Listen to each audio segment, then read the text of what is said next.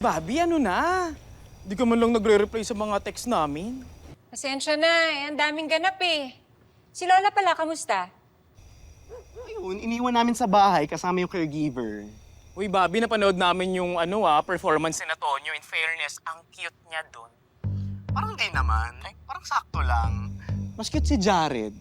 Ang galing sumayaw. Ang sarap kurutin. Cute-cute niya. Oo nga eh, nagulat nga rin ako kanina. Alam mo, masaya palang kasama yan si Jared. Hindi toxic. Aba, Bobby, nakakadami na ng pogi points yan si Jared sa'yo, ha? Oo nga eh, gwapo, matangkad, magaling sumayaw. O, di ba? Ang daming check. Ba't parang kinukumbinsi mo yung sarili mo, Bobby? Eh kasi nga, kahit maraming check si Jared, si Tonyo pa rin yung laman ng puso niya, no? Uy, hindi ah. Tumigil nga kayo. Ay nako, basta Bobby, i-enjoy mo lang yan.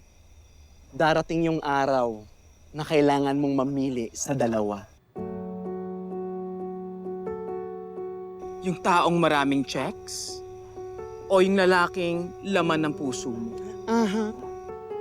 Sige na, dyan na nga kayo.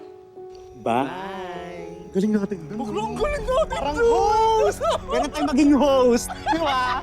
Tara nga, rumondo na tayo. Ay, mo pa ako.